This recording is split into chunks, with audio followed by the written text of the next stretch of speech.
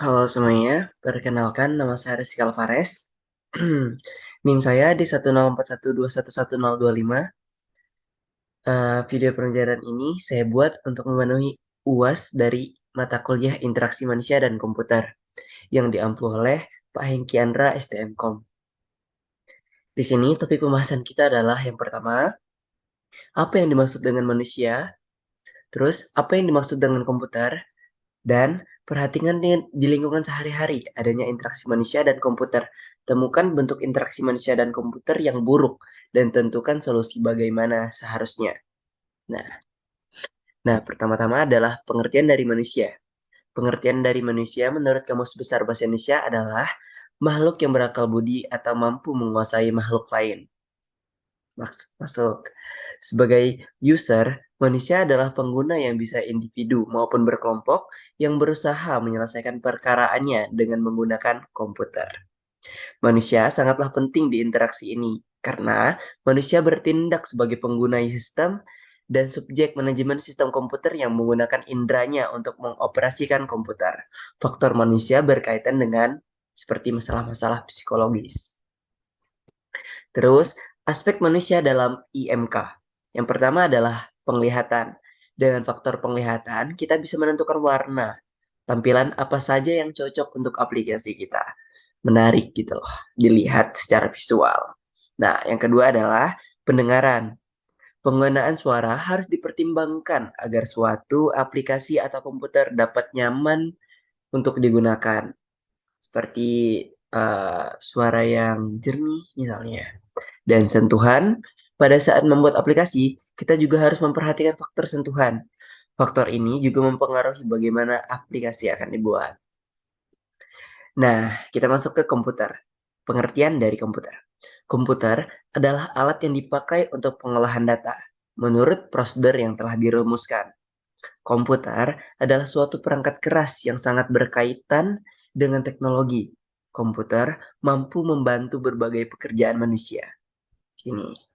Komputer bertindak sebagai objek yang dimanajemenkan sekaligus membantu pekerjaan subjek yang melibatkan proses input dan output. Dan itu secara interaksinya, ada input dan outputnya. Oke. Interaksi manusia dan komputer. Nah, secara sederhana nih, IMK adalah studi tentang manusia, teknologi, komputer, dan cara bagaimana mereka saling berinteraksi. Kita mempelajari IMK untuk dapat menentukan bagaimana membuat agar teknologi komputer dapat lebih berguna bagi manusia. IMK adalah apa yang terjadi saat pengguna manusia dan sistem komputer bersama-sama menyelesaikan suatu tugas atau pekerjaan. Di sini ada kayak siklusnya ya dari perubahan teknologi, yaitu perlu metode perancangan yang berbeda. Ada tantangan bidang interaksinya tersendiri, sasarannya, bahkan peranannya.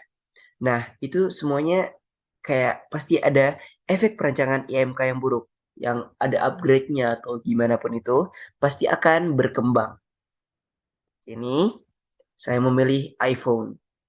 Saya sebagai user iPhone juga, saya nih kayak ngerasa kurang puas dengan tidak adanya jack 3,55 dan tidak ada penyimpanannya memory card atau em, tidak ada slot gitu lah. Di sini permasalahan yang pertama adalah jack 3,55 mm. Permasalahannya, dengan tidak adanya headphone jack, user iPhone sulit untuk mengencas iPhone bersamaan dengan menggunakan headphone. Maksudnya tuh nggak bisa sambung, nggak bisa pakai headphone, juga nggak bisa barengan gitu loh, pakai sambil ngecas atau bahkan kalau keluar lupa bawa converter, sebagai usernya juga susah untuk make headphone jadi nggak bisa gitu.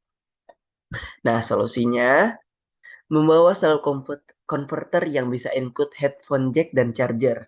Tapi menurut saya kurang efektif. Nah, solusi terbaiknya adalah membuat port untuk headphone jack. Nah, seperti itu. Dan yang kedua adalah SIM card dan kartu memori. Permasalahannya di sini, iPhone hanya memiliki satu SIM card dan tidak memiliki slot untuk menyimpan kartu memori. Seperti itu. Kayak dia tuh permasalahannya eh, gini deh. Saya pribadi ingin memisahkan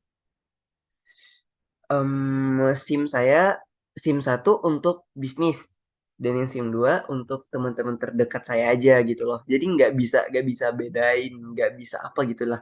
Misal satu nih untuk kuliah, satu untuk teman-teman dan lain-lain. Dan juga nggak ada kartu memori. Soalnya eh, SIM card data memori saya udah saya simpen nih, foto-foto dan lain-lain. Jadi nggak bisa dimasukin ke iPhone saya.